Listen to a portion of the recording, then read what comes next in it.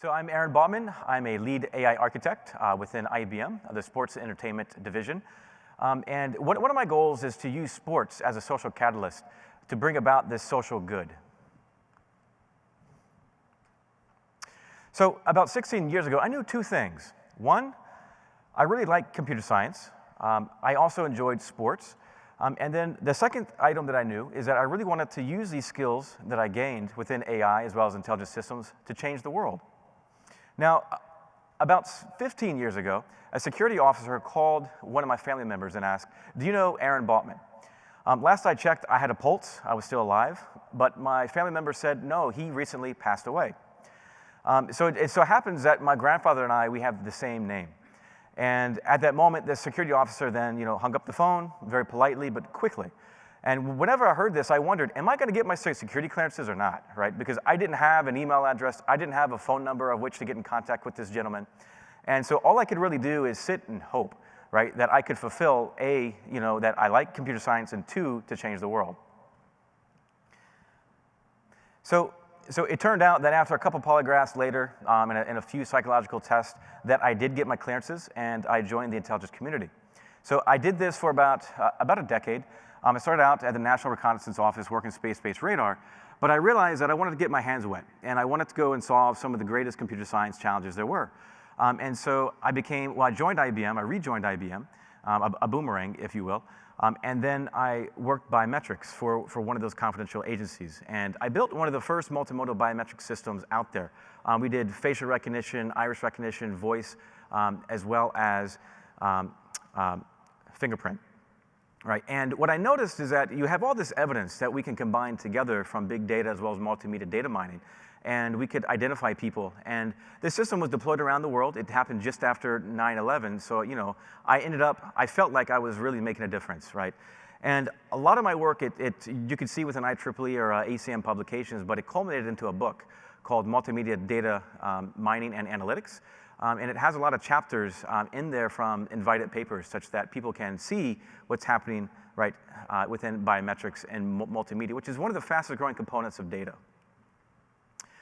Next, I decided to join IBM Research up on the Jeopardy project. So I joined within the original embed team up at Hawthorne. And there, my goal was to bring Watson to the intelligence community straight from the stage of Jeopardy.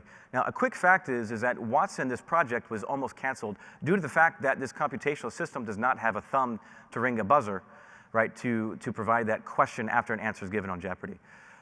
But through some bartering and agreements, and we'll not say what else, but we did go forward with the project, and I was able to work on a lot of the machine learning aspects of that system.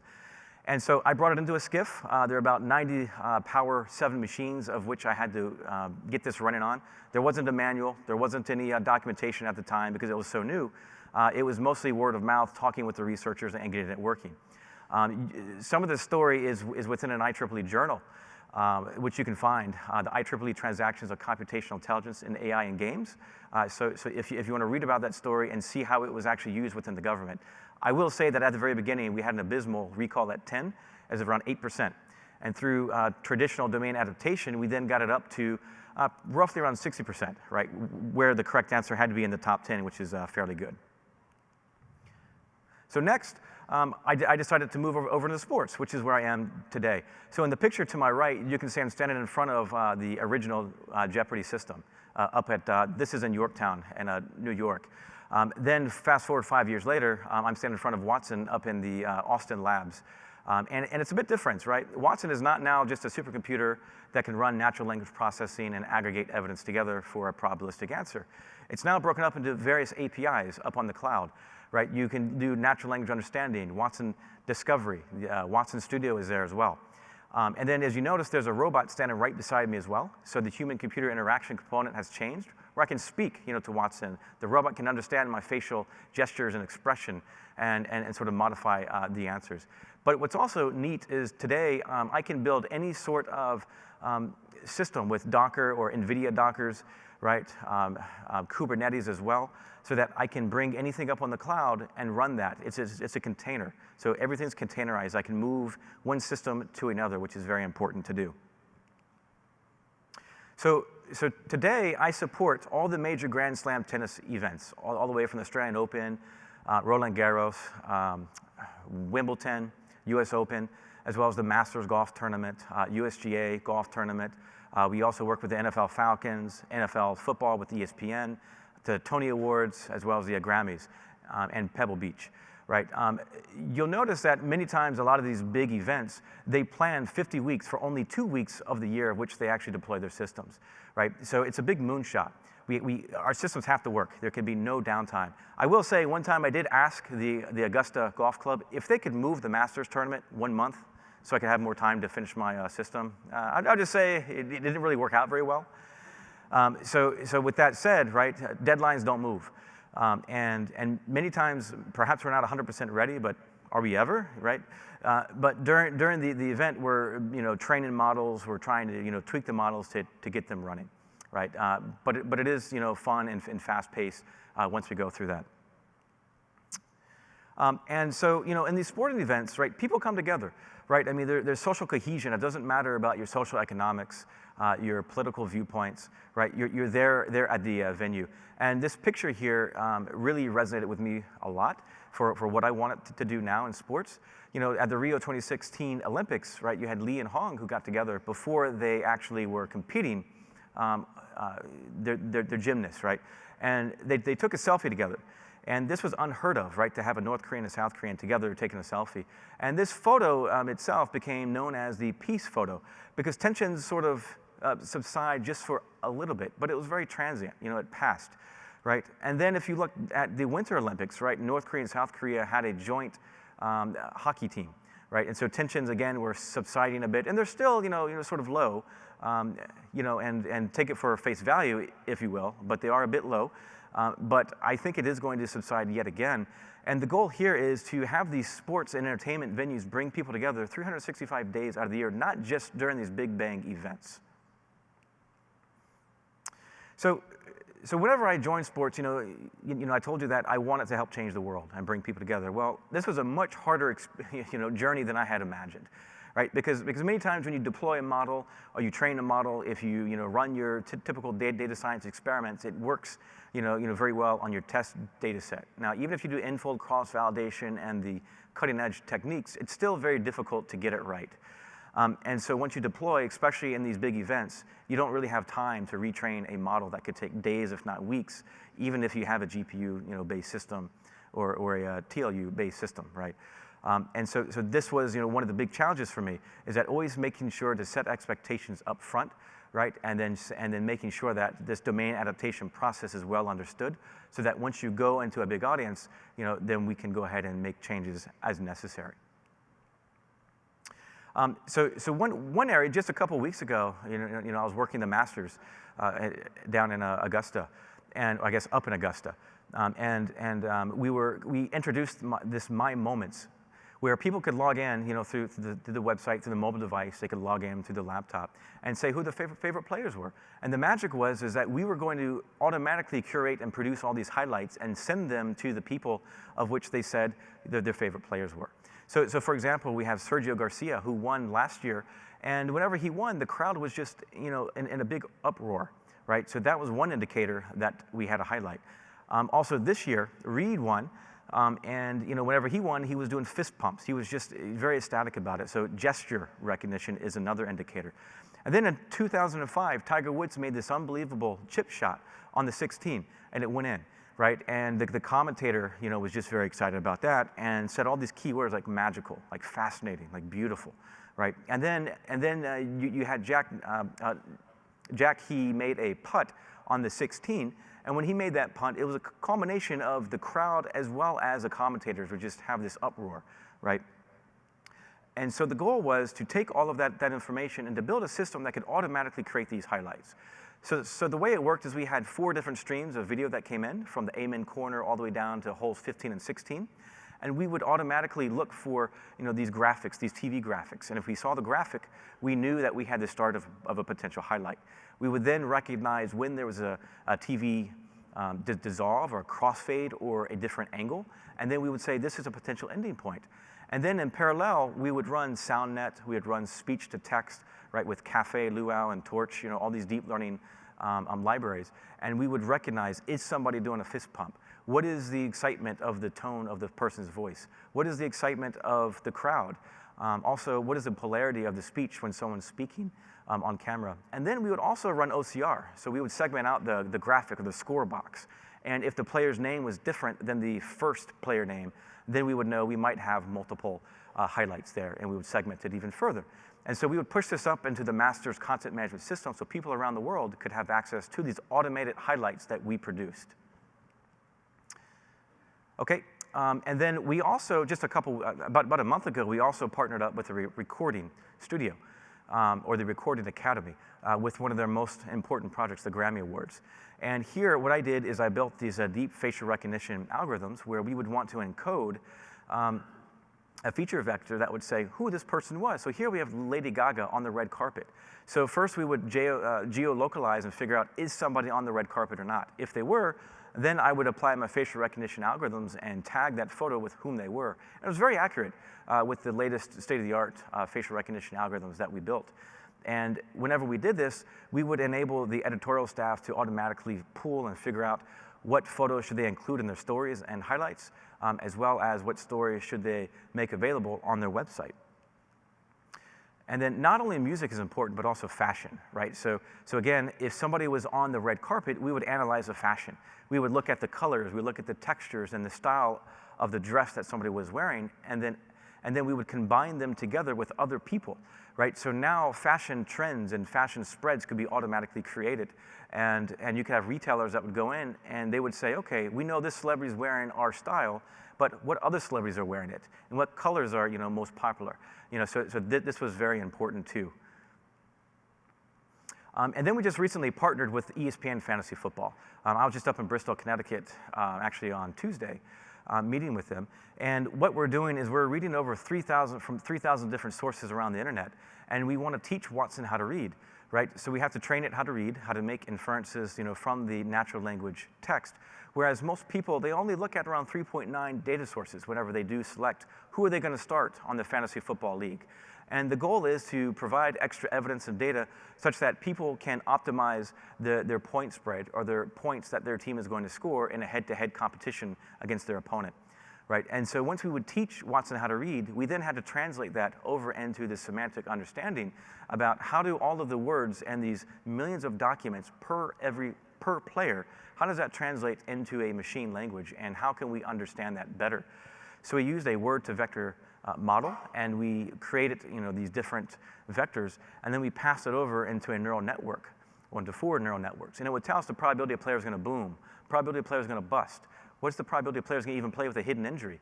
And then also, you want to know what's the probability a player is going to have meaningful touches, because you don't want to start a running back that's going to share touches with 3 other running backs, because they're probably not going to score a lot of points for you. And then we would take that output and we would fuse it together with the traditional ESPN stats, and we would have a score distribution for every player that would tell you the probability that a player is going to score N number of points. And then we could compare and contrast all the different point spreads to each other. Thank you, myself. Make Me Smarter is informed by IBM. Now today we're looking at Thanksgiving Day quarterback, specifically the quarterback of the team that's played the most on Thanksgiving, Daniel's Detroit Lions. Good news, Secret Squirrel, IBM with Watson setting Stafford's boom chance at 31%. That means there's a 31% chance that he'll outscore his ESPN projection of 16.5 points by at least 5. So Daniel, I turn to you. You buying a big game from Matthew Stafford? I think I am. When you look at the last 4 games. Yeah, so there's nothing more rewarding than to have millions of people use your algorithms. But in this case, my algorithms were on TV, right? They would help support a lot of the anchors on Matthew Berry's fantasy football show. And we're always striving to provide them the best data such that when they do go up and they speak about what we're doing, that we are providing actionable advice, right? And you might wonder, how did this help me in my league? Well, I've played fantasy football before, and I usually don't go undefeated. Now, whenever I had access to my system and my models, I went undefeated. I was 13-0. And that's very anomalous. That doesn't happen often because there's so many things and variables that could happen, right? And now you probably ask yourself, what happened in the playoffs? Well, I won in the playoffs too. You can see that I scored 276 points, roughly, and the second place was 196 points. And it's very challenging because you have players that are resting in fantasy football, because in the real league, they're preparing for the real playoffs, right? So you have to figure out who to start. and who not to start and who to pick off the waiver wire. But I found that very helpful for me. So what's next for us? Well, we are working on using geospatial intelligence up to 3mm resolution, where we have 10 different cameras around the court, and it tells us exactly where the ball is, where the player is, right? And we're building models because many courts don't have that information. So we want to reverse that. We want to take video images and say where the ball is and where the player is. We're also, in this AI renaissance with deep learning and GPUs and neuromorphic chips, right? So we're now building a lot of these different types of AI using really fast, neural networks. And then the third aspect that we're looking at is quantum computing, where we're looking at taking some of our optimization algorithms and encoding them into qubits and to superposition and to, different spin states and getting out, answers very quickly. So with that, I don't have my own, Sports Center, segment, but I can say some of my algorithms do support a lot of the anchors that do go in Sports Center. So it's pretty neat whenever that happens. You can reach me on LinkedIn or find me on Twitter. So with that, it's my pleasure to introduce the next speaker on the panel. And our next speaker is Rocco. Thank you very much.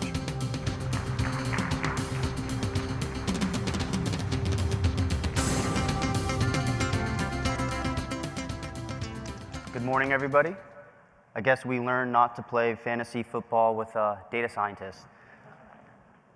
So real quickly, to please my CEO, I'm just going to introduce myself and my company. I come from SME Solutions Group, implementation expert, headquartered locally here in Tampa, Florida.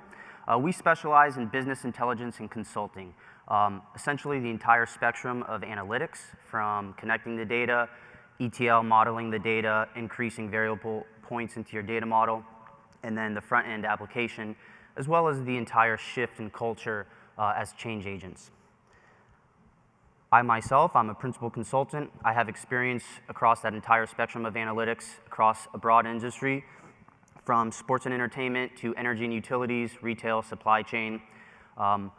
I myself am very passionate about using multiple technologies to evolve my clients' business models, as well as kind of introduce abstract ideas and innovative ideas to be a little bit more creative in the revenue building process.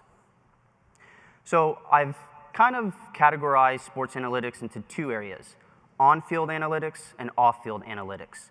On-field, kind of optimizing that human performance, as well as the off-field, kind of enhancing fan experience, as well as kind of being creative and building new revenue streams.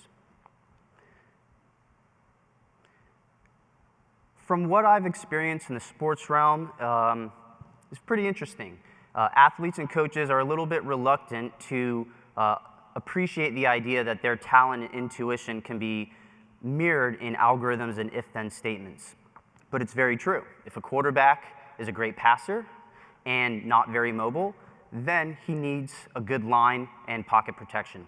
Very easy, but once you nest these if-then statements, you can build out a semantic tree that obviously helps you select draft picks, pick plays, and kind of also expand your business model.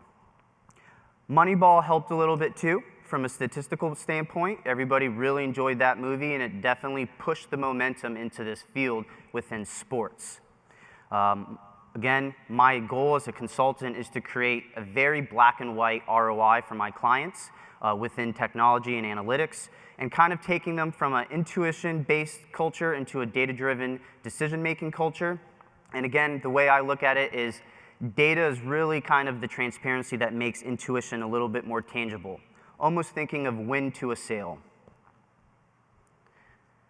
So I myself was an athlete in college, and the first experience I had for analytics was when I went for my yearly review with my coach, and he actually showed me a score that he aggregated for the entire year. What he did is he actually tracked every single drill and every practice, and his philosophy was, if you can't win in practice, you can't win in games. That was when it really clicked for me. To see my entire year aggregated into a score really kind of provided that context that made it really kind of tangible and touchable. So what he did on his clipboard and Excel has kind of changed tremendously within the last decade. Here we're looking at a picture of Zlatan Ibrahimovic. He is a professional soccer player, and he's wearing a vest-like apparatus. So what this is actually holding a RFID that tracks him throughout every second of the pitch.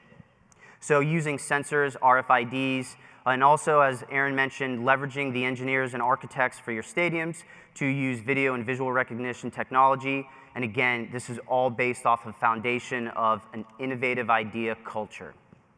I think the goal for most sports analytics on the field is to quantify performance, whether in training or in games, but overall to influence the evolution on how we train, perform, and also be a little bit more preventive in injuries. This exact apparatus has helped trainers understand that the majority of injuries happens when you run at an over 12 miles per hour. So with that one little speck of data, they can obviously customize the training as well as the rehab and kind of pushing athletes to be a little bit more healthier and coming back from injuries and what else. So using those RFIDs, you can kind of enhance visualizations for not only your coaches, but also the fans. So this is actually from a website that pretty cool called whoscored.com. And 5 years ago, this website was pure statistics, nothing else. Now, a few days after a game, you could actually be told a story with data visualizations. Here's a heat map analysis of a game that was pretty recent, Real Madrid versus Juventus, and very quickly your eyes are told a story. Real Madrid is obviously attacking more, holding possession, and also working through the flanks, while Juventus is actually playing a little bit more defense. So very quickly, your eyes are told and information's pushed to the surface.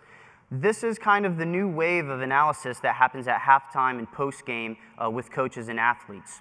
Very quickly, I can, even as a fan, select a certain player or even the midfield or segregate however I want and have this data at my fingertips. This is a huge part in the culture shift for transparency to data and pushing the context to your analyst to be able to kind of decipher and find patterns.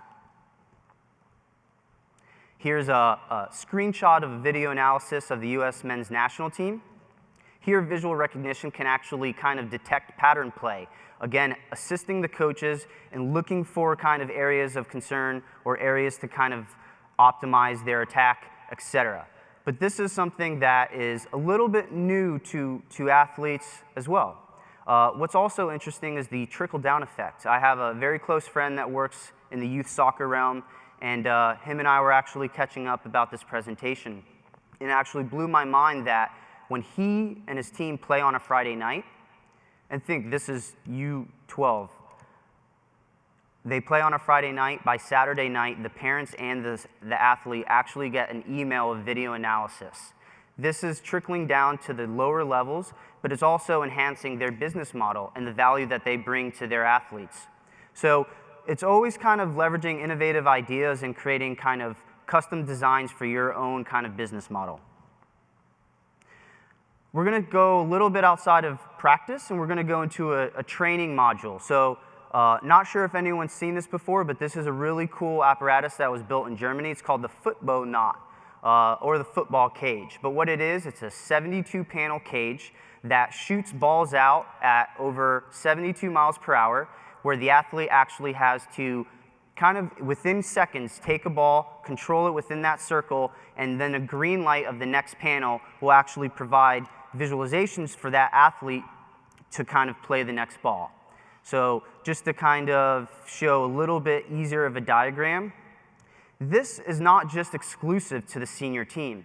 All youth teams have access to this apparatus. And again, it's using existing technology, but in an innovative design to expand performance. The coaches control all of the variables via mobile app in an analysis room right there. And what has also happened is it's also built a new revenue stream for the German club that built this. And when we think about quantifying performance, we think about ROI. In Germany, this is pretty much heralded very highly for influencing the game-winning World Cup goal by Mario Götze, who came from the same club and played multiple years within this apparatus. Anyone who's a soccer junkie like me, Christian Pulisic, who possibly may be the greatest American soccer player ever, plays for the same club, and his father is actually the director of this program.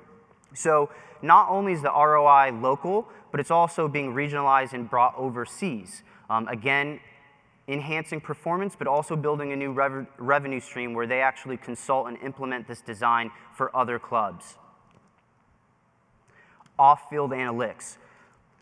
Off-field analytics to me is primarily business-oriented data. Again, the organization has to participate in involving the business model and implementing processes that create streamlined decision-making.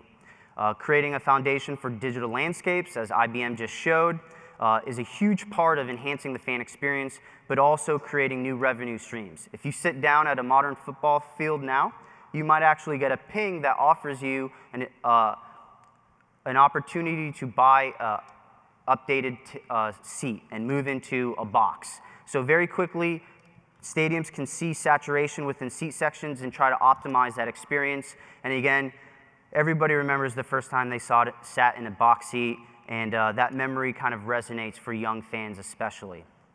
When my clients that are in the sports field have to kind of invest in these technologies, using business intelligence and analytic tools also assist in the fact that they can actually test hypothesis, kind of isolate correlation versus causation, but also validate the ROI on these investments.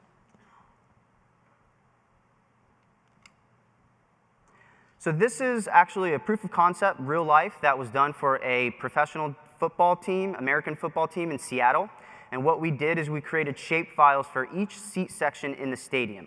And then we tied it together into the business model. So what the business development and marketing analysts could actually do is in real time understand the ROI and marketing campaigns, specifically from Asia and Australia to the Washington state. So very quickly they could select a state, area, country, and see what parts of the stadium they're actually purchasing tickets in, the more expensive parts of the stadium or maybe the cheaper parts. But very quickly, again, in the click of the mouse, they have access to this data. And vice versa, they could select one seat section and actually see where all of those purchasers came from. Consumer insights and ticket sales. On the top right, you're going to see a bar chart that actually buckets days between the purchase and the event. So going back to that marketing campaign, they can actually understand purchasing patterns between their fans and how they can kind of activate marketing to be a little bit more effective. On the bottom right, it's a little bit static as a PowerPoint, but this application actually leverages a subset of AI called natural language generation.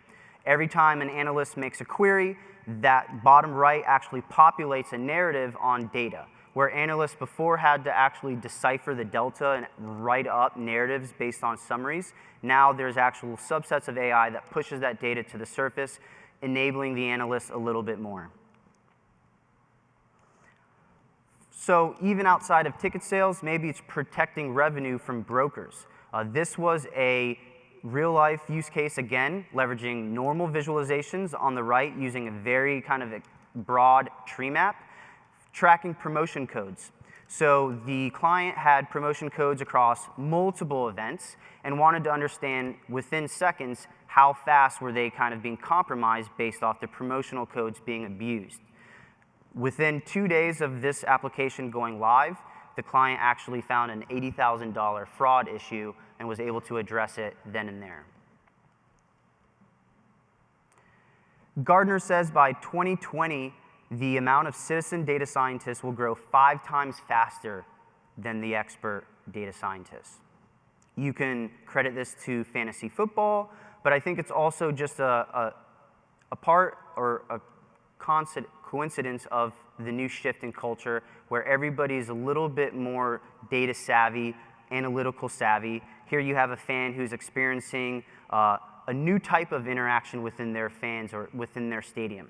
I believe in enablement, so giving your fans the context and the data will only make the experience a little bit more enjoyable for those who do or do not want this type of experience. But I think at the end of the day, access to data is the most important key. So something that doesn't really get called out a lot within the necessities for analytical success are the non-technical aspects that needs to be in place to have success within analytical implementations. Culture is the biggest influencer and obstacle you'll see in implementing analytics. Key stakeholders have to buy in. The workforce needs to be trained on new skill sets, whether it's even just knowing the capabilities and boundaries of their analysis. That stadium saturation application, they were not aware that they had that capability. It's my job as a consultant to be kind of the advocate for technology and enhance their analysis. I think the greatest use case is the Cleveland Browns versus the Eagles. The Cleveland Browns have proven no matter amount of Ivy League data scientists you have, won't get you into the playoffs. And I think the Philadelphia Eagles have also proven a fantastic use case where within 1 year, 2 years we can say, not one change in the analytical staff happened. The only thing that changed was the way that Chip Kelly created processes to extract data and provide decision making from the way Doug Peterson did. Not a single change of staff in the analytical staff. So that proves right there how important creating a semantic tree, decision-making models, and having that culture that allows ideas to come to the surface and act on them.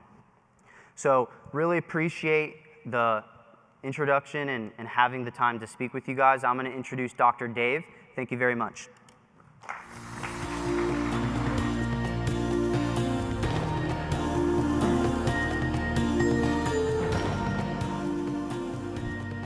Welcome to the Mad Science presentation. Everybody, I'm Dave Warner. I'm an MD, got a PhD in neuroscience. I live in a memo-free environment. I have no adult supervision. And when I describe what I do, I guess the best way to say is I go places, I do stuff, and I know things. And so I'm here to share some of what I've been doing over the last bit and maybe inspire you to think about things in a new way. So there's the obligatory geospatial slide. A term I want to introduce, and I haven't heard very often, and I won't use it much in this presentation, but cybertemporal is actually a word that should get into your vocabulary, and we'll explain that a little bit later. And then neurocognitive. I am an MD, PhD. I'm going to focus a little bit more on the humans, and we're going to take a nice ride through cyberspace. All right, in geospatial, because we're going to get to the sports thing, we need to know where something is. We need to know when is it there. We need to know how is it doing, and what's it going to do next. And these are the kinds of questions that we have to ask, and we ask them in many different fields. What you're looking at is actually an actual real data set. The white dots are LiDAR data. The track that's going around, that's actually somebody on a bicycle with a GPS. And the little spheres that are on that track are their heartbeat, respiration, and exertion level. So now we have, what I really like working with the sports folks is we're allowed to do things without having a lot of pushback from the industry. And so we can try new ways to explore and enhance the human's ability. I mean, we've just seen some of this amazing, computational capabilities, analytical capabilities, but you know what, the brain's pretty good at stuff. And if you feed the brain in the right way, you can take advantage of things in ways that so far have yet to be fully exploited. So I want to talk a little bit about comparative analytics. Now, in a sports context, you can see this as there's up on those rings, there are 12 parameters, don't care what they are, and you can start comparing the sort of the volume of each one of the parameters or the numbers, and then sort of do cross comparison. And if you present information this way, you can see more, and you can see more, and you can learn. And learning is really important. If someone comes to you and tells you that they're going to give you something that you can see instantly without any effort, it's probably not true. And then you got to ask yourself, well, if you can see all this stuff on the data, why should I believe you if I can't see it also? And so along those lines, let's do a real stats. People have heard about baseball. So we got challenged to actually visualize all of the players that have been in bat in American baseball for 100 years, that have been in bat over 500 times in their career. You had to cull it down. And what you see in the spheres there, they're stacked up season 1, season 2, season 3, how many home runs, how many base hits you got, et cetera. But when you look back, now this is zoomed into one player from the 1890s, but if you zoom back, you can actually see all the players, they're far in the back, and all of a sudden something stands out. You notice that people that had careers, that had a long career in their sort of baseball experience, they kind of have a spindle-shaped curve. It starts small, gets to the center, and goes towards the middle. In general, nothing's always true. However, when you start to see things this way and you gain insight, and part of what we need in the geospatial community and the intelligence community is, let me, the smart human who's dangerously overeducated, wrap my mind around things so I can aid in the analytics. Anomaly detection. So in that display that I just showed you, there's someone who doesn't have a spindle-shaped career. Turns out that's Barry Bonds. And then did okay for a little while, then did really bad, and all of a sudden, huge explosion. And, but I digress. And it turns out, and I'm not going to show you this, if you zoom back to the whole thing and you kind of tilt the space, you can actually see when performance-enhancing drugs came into the league. You can see it as a general shift across thousands of players. Not all of them had it, but of those thousands of players, it definitely showed up. And I'm pretty sure that human evolution hasn't happened in the last 20 years to make that happen. Speaking of anomalies, so I'm an anomaly. I actually ran a counterinsurgency program in eastern Afghanistan for about a decade or so. I'm open outside the wire, kind of hanging out with the locals. I'm an MD, so I got involved in health things. And I collected data. And some of you may have heard of the Beer for Data program. My bad. 18 years of college, 2 doctorates, and I ended up running a bar in an Islamic country in a war zone. Not a career move that I would anticipate. However, in all that data that we got, and we got a lot, I started looking at social, cultural kinds of data. The human terrain teams were going out and they were getting information, trying to learn about what's actually going on. Let the fighters do the fighting. I get to go have fun. And what we began to see was that there were patterns and opportunity. This is actually eastern Afghanistan, and though the cluster of those tree-like figures are actually at the base of Tora Bora, and one of those areas is actually where the Moab bomb was let off. So you can tell we're right in kind of a hot spot. And what we noticed is that the kids wanted to play cricket. And then we also noticed by having the SIGAX, the bad things happening map, that when cricket games were happening, it sort of tamped out the violence between the Taliban and the other Pashtuns. Well, it wasn't always the case, but it was universal. And I mentioned this to one of my interpreters, and he kind of laughed at me. He goes, yeah, he goes, you guys are so stupid. If you want to stop the war, just hold a cricket tournament. I'm like, okay. So I did. Yes, Congressman, I look forward to addressing the committee, wherever you are. So we actually funded a whole bunch of cricket little league teams, bought bats, bought things. Turned out by using the geospatial information, using the social cultural information, I was able to do precision strike cricket tournaments right in the heart of some really bad places. And sometimes you just need to buy a day or two just to tamp things down, to let things go. It's stunning. And by the way, the Afghan cricket team is in the top 20. They don't even have a national stadium of their own to play in.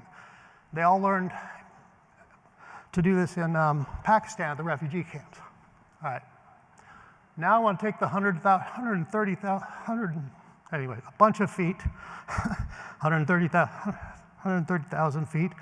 So I got a gig with Red Bull after I was like hanging out in the war zone for a while. I figured that's kind of an extreme sport, so Red Bull guys like me. And I got to experiment with a program. Actually, I got some data from it and got to work with the folks. And what they were doing is Red Bull has this idea, as I said in the slide before, Red Bull gives you wings, but it drops you in space where there's no air.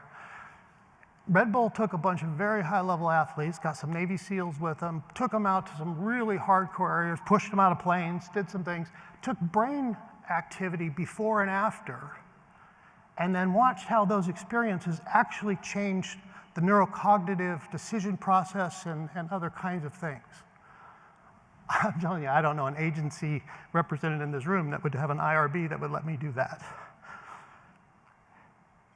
And we started to look at how could we actually take all the data that a group like Red Bull and the extreme sports are having, present it in such a way that we can see more information. And of course, they have an entertainment issue to it. Learned a lot. Overload, less overload.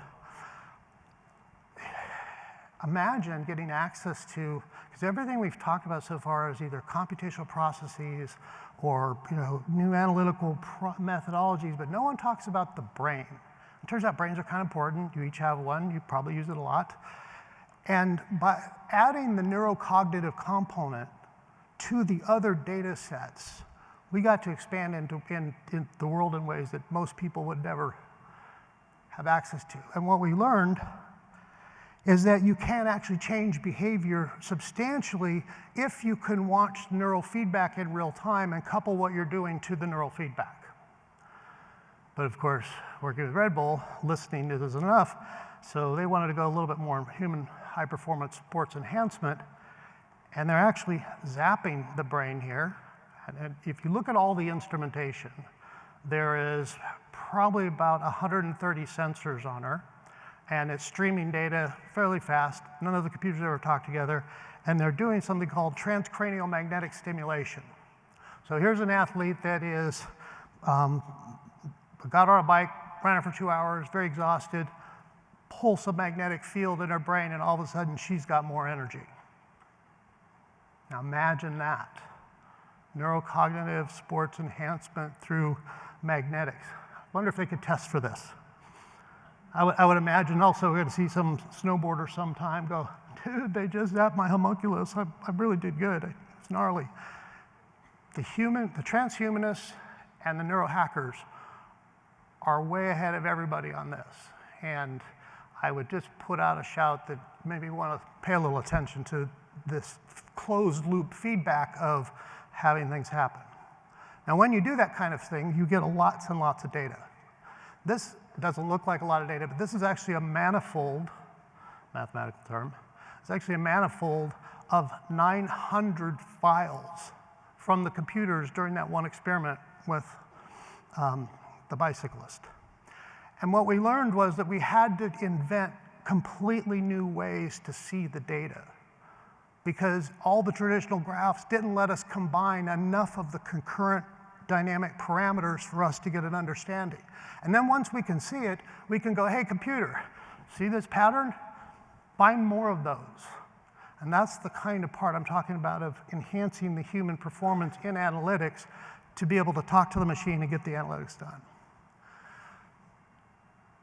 I'll skip past this, just a little subliminal programming. Red Bull also has an esports team. I didn't even know esports was a thing. Esports is huge. Stadiums full of people watching gamers play. And because they were Red Bull athletes, we actually got to monitor their brain activity while they're playing competitive games online. This was really interesting because we could now watch the neurocognitive aspects, and we had access to all the machine data of their motions, the mouse motions, the keyboard clicks, how they're talking on there, and we got to see really interesting patterns. And what I can tell you is the advanced folks, the gamers, they have a pattern of activity. And they also have an online following. And there's people that will watch, they'll just go play online and people will pay to watch them just play some major game. It has been postulated that in the very near future, we're actually going to be able to take their brain activity and other physiomotor, psychomotor performance parameters and make that available to vend. So I was thinking, if I could, I want to introduce another term, cerebration. Like cerebration. That's a brain. It's intentionally to use your brain to think. So blink the dots into the future of what I just told you, and it may be possible that a super analyst can actually put on the brainwave cap, do the other things, and bill for their neurocomputational resources like you'd bill an Amazon cloud. Let me say that again. If I could actually use my conscious nervous system as a computational resource and get paid quantitatively by my neural activity, that becomes really interesting. It's also a job for the voices. I wonder if I could bill for twice. When we get to see the massive amounts of data that are there, and all this, now we think about, I've talked about the closed loop coupling, analytics, biophysical, neurocognitive. Now we have the basis of an intermental network. We're actually conscious linked humans. You're not just online chatting and doing things, but you're actually exchanging biological patterns, and there's a collective, an emergent property that can occur. This hybrid between human-machine teaming.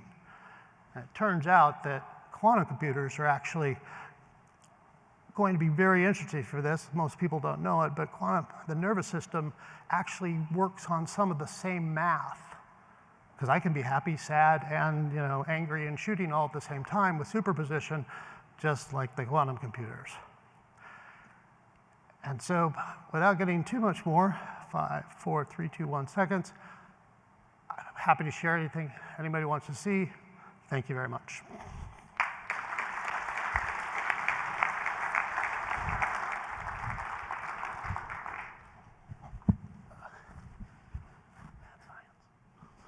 Wow, that was something completely different. So if you haven't figured out yet, there are people wandering around with cards like these. So you can ask questions, and they'll be brought to the stage. So if you have any questions for the panel, please just grab one of those cards and write down your question. So I've got one here. Let's start with, I'm not sure who to direct this one to. Should balls and strikes in baseball, should balls and strikes be automated? And this is a question from an NCAA vampire. What do you guys think? Should balls and strikes be automated? Yeah. Go for it. Yeah, well, I mean, I sort of think that, the symbiosis between human and machine is very important.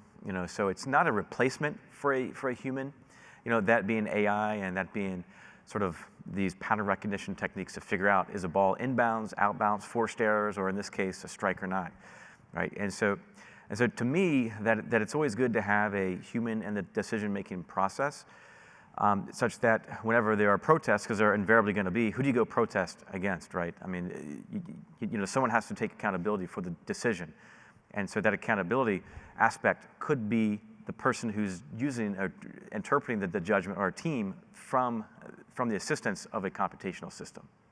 But as far as accuracy goes, I do think that systems are now fairly accurate. That that they could potentially even, well, they are in some instances more accurate than a human. But again, going back to a judgment, that I do think this symbiotic relationship is important.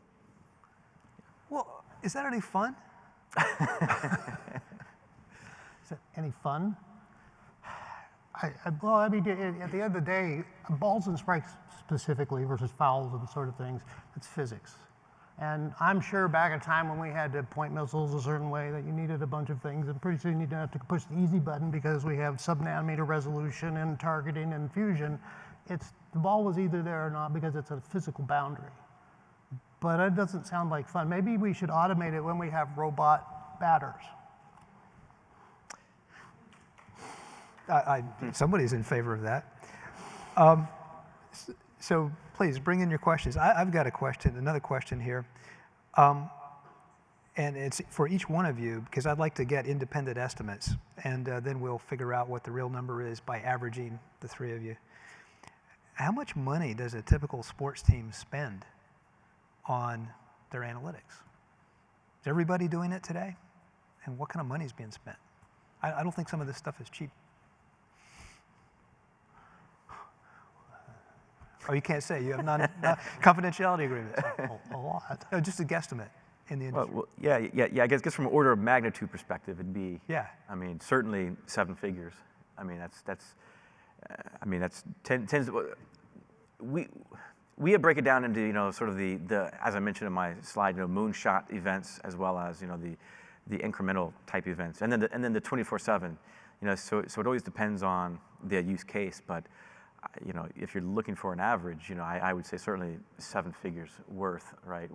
When you combine moonshot plus those 24/7 events, and I think computational costs are going down, right? Because I mean, as you mentioned, you have this neural networks running on GPUs, and to make it more fun, right? Just you could add in this neuroplasticity and destroy some of the neurons and see what happens, right? With the algorithm. But sort of tongue in cheek there. But yeah, that'd be sort of my. I would say every organization is different. Specifically, sport is very different, in every category. But it also depends on ownership. If you look at Robert Kraft and the Patriots, he owns Kraft Analytical Group. So it does spur investment into new areas, all dependent on the success that they have, on the model that they have in place. $1 billion. $1 billion, okay. And the growth in that industry over, what's CAGR on the billion? How's it growing? How's that going to grow? When sports expands past our current paradigm of what sports is, and we've seen this with the esports, should an esports analytics team play as much? When there's just as much data coming from them, and esports are more democratized, and they're spread out, and they're not just concentrated places where the people are. So it scales by having this spread out and a small amount from all the emerging teams. Yeah. Here's the next question. This is for Aaron. It looks to me from this question that somebody is placing bets, but anyway. Based on your in-depth metrics on the NL Central, will the Cardinals overtake the Cubs next year? Well, so I can speak to the Nationals, right? I mean, those two teams are irrelevant when you throw the Nationals in the mix, right? so my bet's going for the Nationals. All right. Now, which sport do you think probably has adopted analytics more than any other?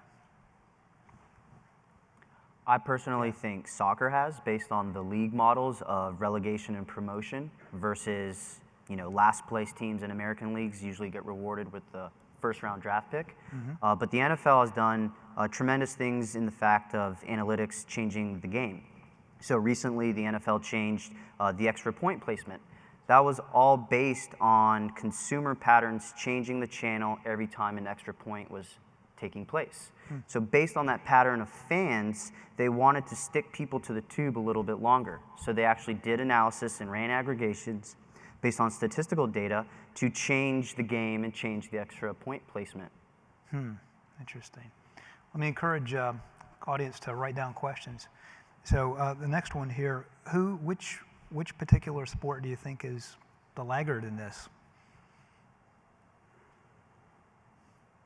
Who's just not doing it? Yeah. No, did someone say chess? No, that's actually exactly wrong. Chess has the most analytics you could possibly imagine. Just look up, it's quite amazing. And Kasparov's now working with the Centaur systems, the human machine teams, and that is an area that is actually leading the thinking outside of, the only time I've heard that kind of thinking is when I'm working with the agencies, and you can hear some people thinking in a certain way, usually in a little box with a lock on the door. The human machine teams and analytics and chess are actually opening up new analytic capabilities. As we look to the future here, I'm just curious, where do you think the workforce is going to come from? Where does it come from now in sports analytics? Where are you guys getting your talent? Yeah, so. Oh, you have a real company, a real job. You go. Yeah, so I mean, there's a myriad of places, right, where we can find the skills that we need. I mean, on the spectrum, we have this program called Consulting by Degrees, right? And we have new college hires that come in. And many times we will have them, annotate data, they'll review some of our model outputs, because data, is what's key. I mean, you look at China, right? They don't necessarily have the best, engineers and scientists, at least in my opinion. I think we do, but they have, orders of magnitude more data. And so therefore, their algorithms are beginning to outperform ours because they have more data as contrasted to what we have here. But going back, so data is key, right? And forging that data, right, into a way that's usable, especially in supervised learning techniques, is very important. But also, in Rocco's presentation, the armchair analytics. Whenever we partner with, for example, ESPN, we'll just go on Twitter and we'll look at the comments and feedback that we receive, right? It's quite fascinating, and then use that, in our own process to make our products and services better. But then on the other hand, we also go to researchers, IBM Research, right? Then we'll leverage some of their deep skills and emerging techs to help us. Well, related to that, what skills make the best people who excel at interpretation of complex, advanced analytics? I would say the passion and intimacy they have for that data. If you have incentives to learn faster and aggregate quicker, you'll create that ROI for yourself. So I think it's really kind of based off the attachment to data and the data set involved. So that's a personality versus a skill. So I would also personality trumps skill? I'd also add curiosity and a little bit of an oppositional defiant disorder, where you're not really going to just take things because people said they were the right thing to do. Mm-hmm. We need more questioning analysts and less process analysts. If you could be automated, you should be. Interesting. Yeah. You want to chime in real quick that as far as building these systems, Python programming has exploded, right? Whenever I started, I used to do a lot of Java, but now it's all about Python and Node.js and Go, right? So those types of tangible skills I think are required. But then also, I do think that neuroscience is also key, because a lot of what's happening today, right, is you're writing all these algorithms that can emulate the brain, right? And then also you're having these chips that also wetware can emulate the brain, right? And it's running very fast.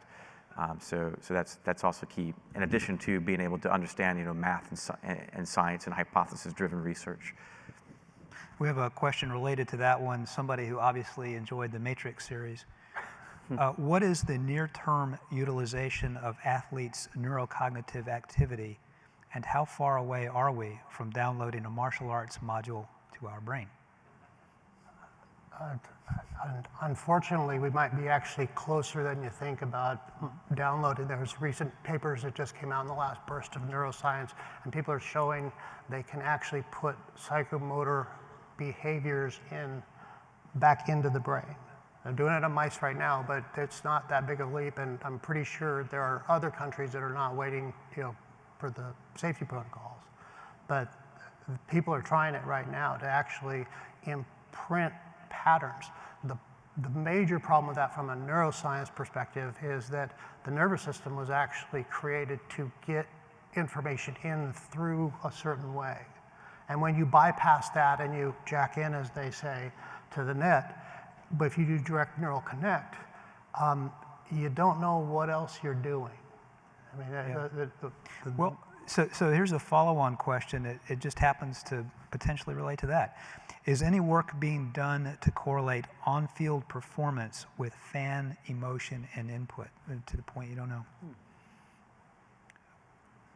Is any work being done to correlate on-field performance with fan emotion and input? So in other words, maybe we're putting headsets on fans. So I don't know about fan emotion, but I can tell you we worked with some basketball players, and there was a group of folks that knew the favorite song of the basketball player, and on the opposing team, like one of the guys. And so they would start singing the song really loud, and then they would change their tempo. And when the crowd changed the tempo of the singing of the song, the player stumbled. Yeah. So you can actually modulate players from crowd noise. About that. Yeah. We've also been looking at, whenever the crowd is cheering louder, AKA home court advantage, it makes the player feel more confident. So in tennis, whenever the crowd is for a player, they feel more confident. Their precision of hitting the ball is actually higher. So I mean, there's some nefarious activities where what if you could get the crowd to cheer against a certain player at certain times and make them feel less confident, so therefore the player is less accurate in their hits, right? That's sort of false propaganda sort of viewpoints, if you will.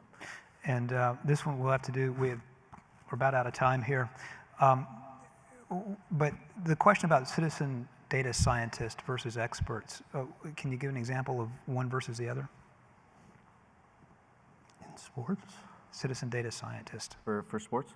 Yeah. Specifically? Well, or generally. I would say fantasy football is a fantastic example. Anyone who's ever participated in that obviously has to aggregate statistics at a kind of a new level that they probably not experience in their normal work life.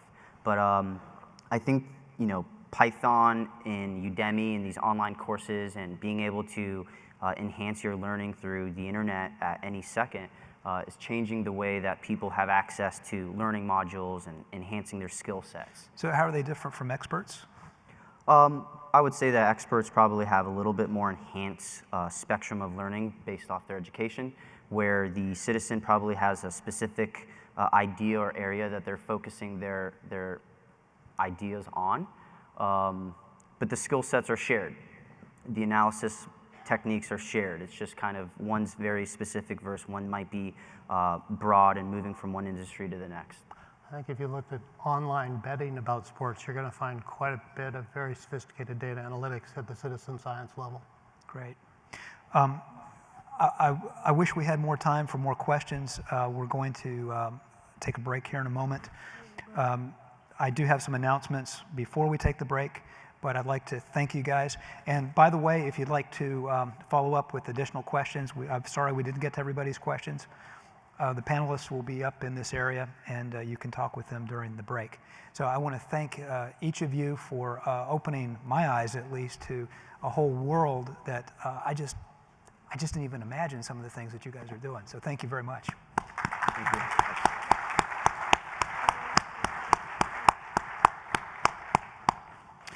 A couple of announcements here. First of all, I'd like everybody to know that today's program was organized by, in addition to the USGIF staff, some volunteers from the Tradecraft and Professional Development Committee that are sitting at a table right up here. And so I'd like to acknowledge the volunteer services of Barry Tilton, Marissa Hess, Steve Thomas, Ed Walsberger, Daniela Moody, Sherry Olson, and Renard Paulin. And thank you very much for all the work you guys did to get us ready for today.